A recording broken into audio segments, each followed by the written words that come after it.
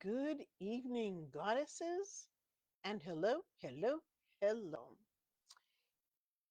I am so pleased to be with you tonight um, for our Moon Day message. I decided to do it in group because I was having a lot of difficulty going live and then putting the live video in the group. Don't ask me what's going on with between me and YouTube. I don't know. But it was driving me a little bit crazy. So I decided to just come into the group and to do our Moon Day message here. So, welcome everybody. Happy Moon Day. Happy St. Patrick's Day, if for those who celebrate. I do happen to have Irish ancestry and an Irish first name. My name, Deirdre, is um, an Irish name, and it is also known in Latin and I think some other language, whatever. But in Irish, uh, it's known as Deirdre is known as the Troubler. So I, for many years, thought that I had been named, and I think I've told you guys this before, for an Irish princess who fell in love with a young man, and she was being held captive by her horrible uncle, and her love came with his seven brothers to rescue her. Except that her uncle was so powerful, he was able to, um, well, basically kill everybody. So this is how I thought Deirdre had come to an end. You know, fleeing with her love and his seven brothers. Very romantic. And maybe that's where I get my ideas to write romance. Who knows, right? But years later, when my sister was buying her house, her real estate agent was Irish and very prominent brogue. And so it was very easy to see that, to notice that she was Irish, especially if she had this beautiful red hair as well. Anyway, so she asked my name, and when I told her, she says, "Oh, Deirdre, do you know the story of Deirdre?" And I'm like, "Well, yes, I know the story of Deirdre. She, was a young princess who was captured by her uncle, and then her love came to save her, and oh, it was all very romantic." And she says to me, no. Deirdre was a renegade nun who got beheaded.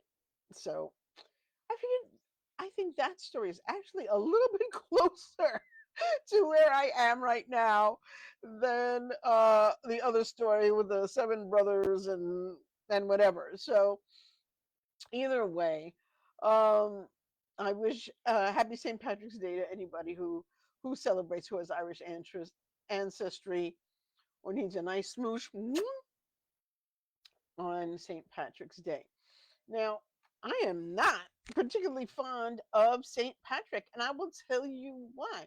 When I went to Catholic high school, I didn't go to Catholic grammar school, but I went to Catholic high school, and we were told that the reason why St. Patrick was celebrated was because he drove the snakes out of Ireland. It was until years later that I knew that, guess what? There aren't any snakes in Ireland. Ireland is not known for its snakes, or maybe there are some, I don't know. But that was not what he drove out of Ireland. He drove the pagans out of Ireland. And so this is why today, in my series of goddesses for Women's History Month, I chose Brigid. And Brigid is a triple goddess. She's a goddess of creativity. She's a goddess of fire. She's very fierce. And as we say, she's a triple goddess, meaning that she can be seen in all three aspects of maiden, mother, and crone. And therefore, um, sometimes when I think about um, the crone, it is Brigid or maybe Ceridwen that I see, and both of them are Celtic goddesses. Although I think Ceridwen is more Welsh than Irish. But I think of those two goddesses as the crone. I see them when I think about the crone kind of energy. And one of the things I also want to say about this is when you think about goddess energy, right? Um, it's not always that you are thinking about the exact um, goddess, or you're really thinking about her archetype. You're thinking about her, um, like her vibration. That's one of the ways that I think about goddesses the most, is really thinking about their vibration. And what does that vibration mean to you? Okay. What is that vibration speaking about for you? And when I talk about goddesses, a lot of times I'll talk about different goddess archetypes. And I just lost where I am. Where am I? I think about a lot of different goddess archetypes. And really, when you think about an archetype, what does that really, really mean? That is talking about, it's almost like talking about a template. You know what I mean? Where if you were to go into Canva or some other um, graphic design program, and you were to pick out a design that you wanted to personalize or customize to yourself, that's what we're talking about when we're talking about an archetype.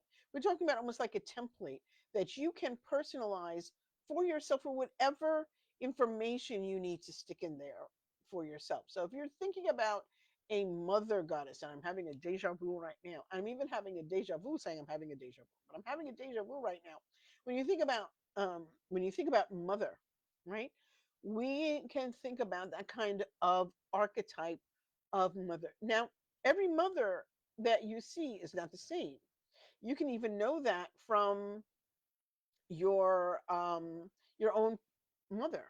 And you say, think about your mother and think about a friend's mother. They may be two entirely different people. One may be very nurturing and kind and soft, and the other one may kick your ass and say, get up and do what you're supposed to do, and no, lollygagging and messing about kind of a mom, right? Tough love mom. Or you can have a mom that um, is very you can have one that's soft and sweet. You can have the tough love mom, but you could have something somewhere in the middle, right? Where you have a very intellectual mom, a mom who is great at helping you when it comes to learning and to acquiring knowledge and a lot of wisdom. That's another kind of mom that you might have.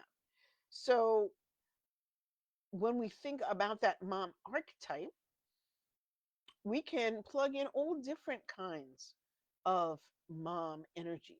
Now, the very first mom energy that we had on the planet, we know, was the great goddess, the goddess with the pendulous breasts, with the great big hips, that symbolized a mother that was fertile, that was either ready to give birth, had just given birth, was there for to provide sustenance and nurturance, and had that kind of wide hip stance where they were very able to um, support the whatever children they may have. You see the child on the hip all the time. So that is our most basic concept of mother. But I want to talk to you about another mother tonight, and that is what our um, our talk will be about tonight. And I think I just talked about talking, but um, this is a goddess that I think we all need to become much more familiar with. Now, it's a goddess that I'm not that familiar with, and I would say within the last 2 or 3 years is when I've really heard about her.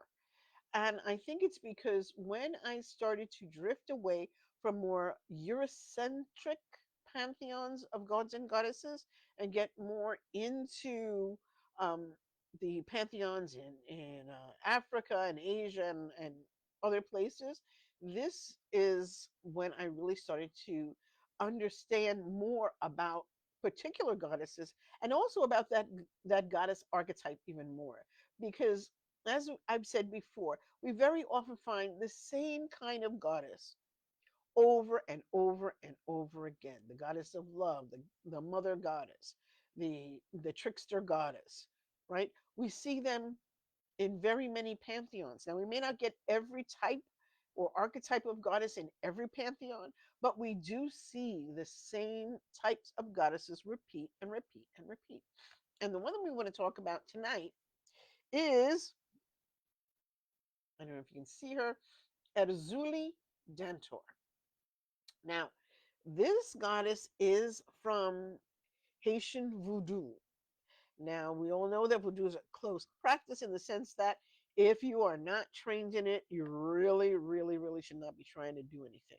That doesn't mean you cannot become familiar with the goddesses in that pantheon, to know who they are, to know what they're about, to know how they may or may not be able to work in your life, even though you may not be initiated into the particular practice. Sometimes they got some things to say to you, okay? Especially if you ask.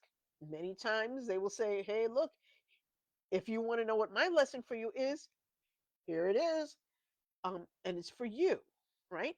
So, one thing I love about this particular depiction, and this comes from the African Goddess Rising deck, which I love a lot, right?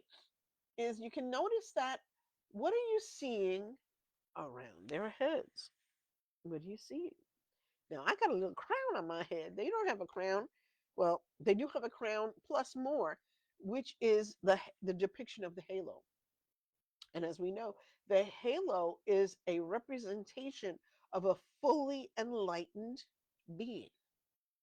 So you may see halos on people who become saints in Catholicism. You may see like in Egyptian depictions, you'll see the cobra, which is the kundalini rising from the base of the spine all the way up through the chakras to be a fully enlightened being. Okay. But these are all basically the same representation, made to be understandable by whatever constituency they're being shown to, right? So here is our mother goddess, Erzulie Dantor. And she really is, when you look at her, a depiction of the Black Madonna. That's who she is most um, closely known as. Okay. And she is a grantor of spiritual knowledge. So when you want to understand your situation, you really want to be able to connect with her when you want spiritual information. But most of all, she is that mother vibration. And so um, she's connected with love, romance, art, passion, and sex, because you can't get kids without it.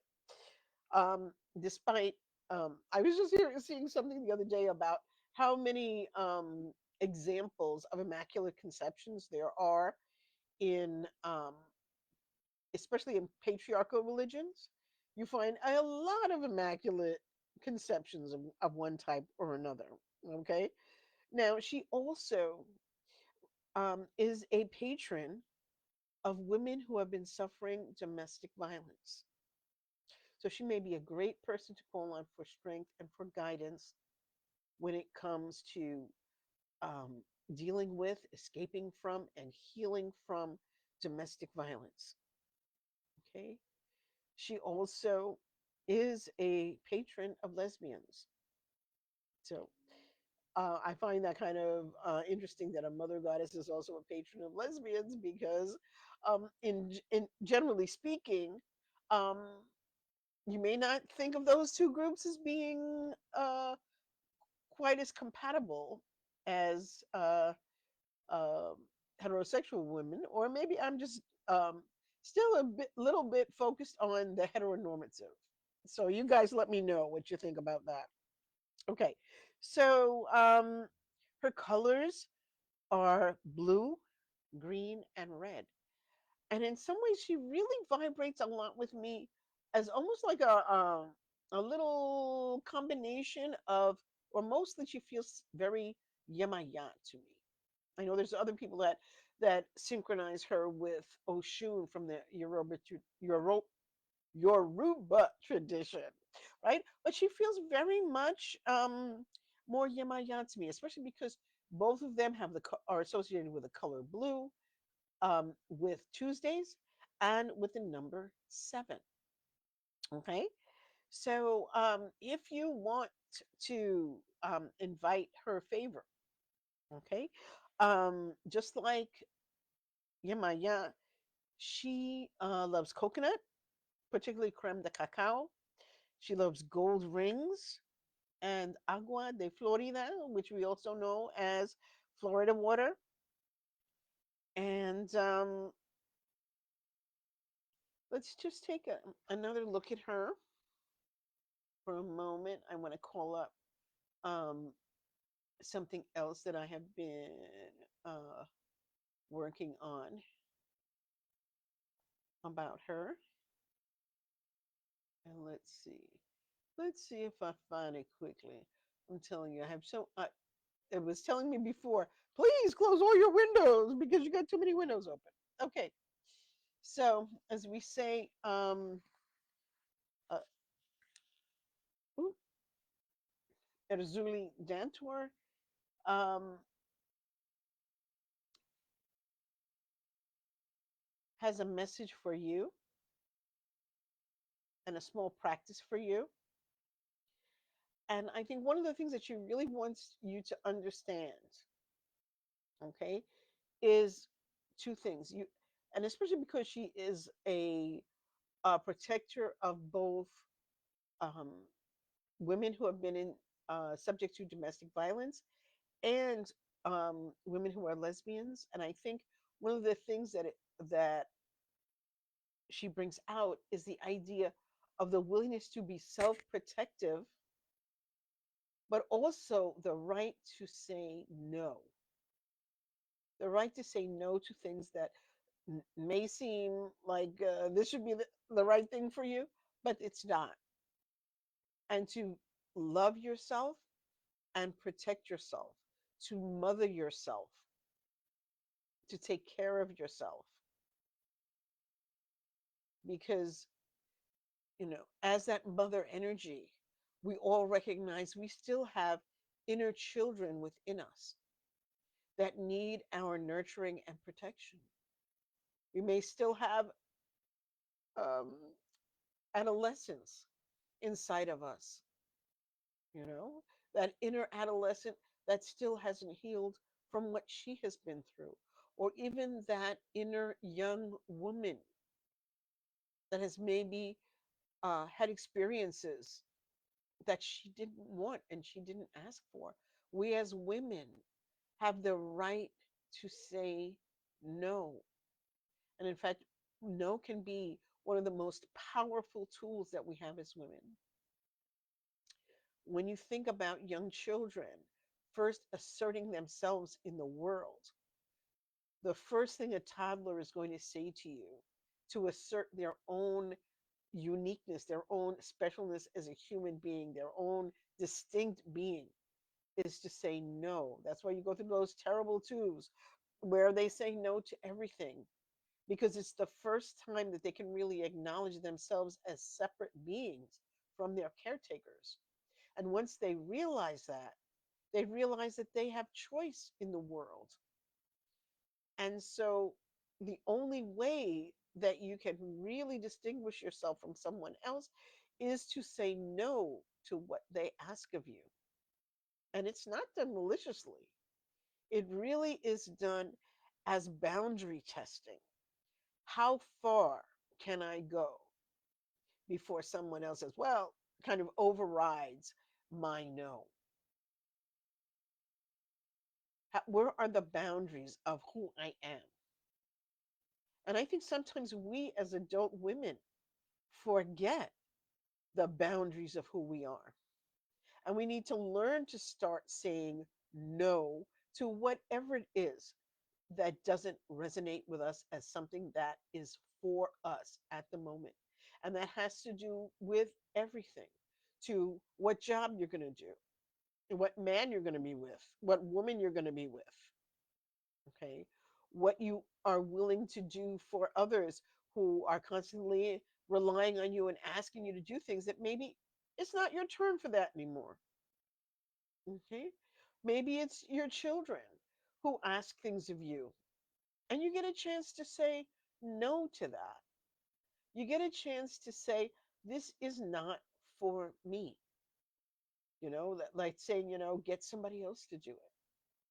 And you have that right to say no and protect yourself, regardless of what other people think, regardless of what other people have to say about where you are and what you should be doing with your life right now. And that's part of getting to be that head goddess in charge of your own life that I talk about, where you get to say, you get to decide the boundaries of who you are and the boundaries of the things that you're willing to do, and not to step over them, not out of guilt, not out of fear, not out of shame, not out of any of those heavy feelings that others may try to lay upon you. You have the right to say no. And so we want to practice taking care of ourselves. We want to practice, somebody just made it up. We want to practice taking care of all of those parts of us on the inside that really need us to stand up for ourselves, to be mothers for ourselves. So let's place our hands on our hearts and take a deep breath.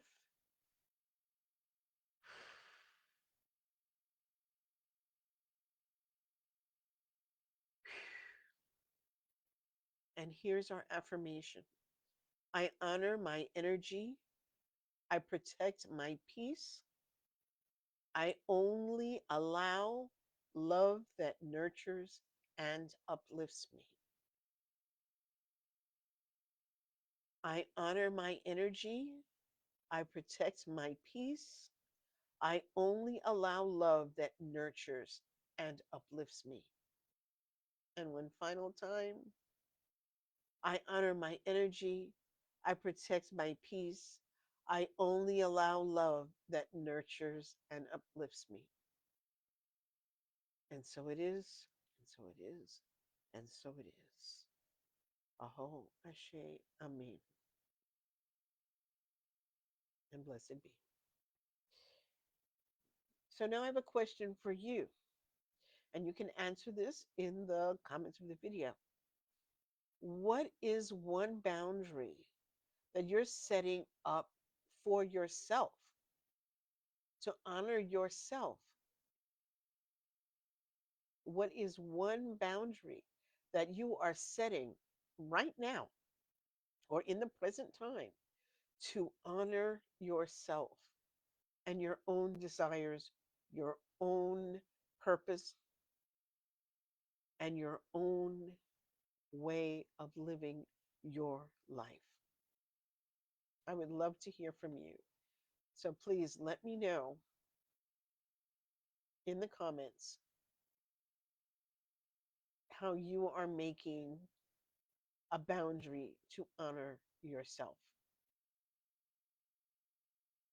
So, my dears, I'm going to finish up a little bit early tonight, but if you would like to take a moment to journal about setting your own boundaries and the ways in which you are practicing self love and self care at this time, in this moment, uh, please let us know in the comments because we would love to hear from you. And so I'm going to wish you a good and happy good night and a pleasant tomorrow. Thank you so much for joining me, and I'll see you next time.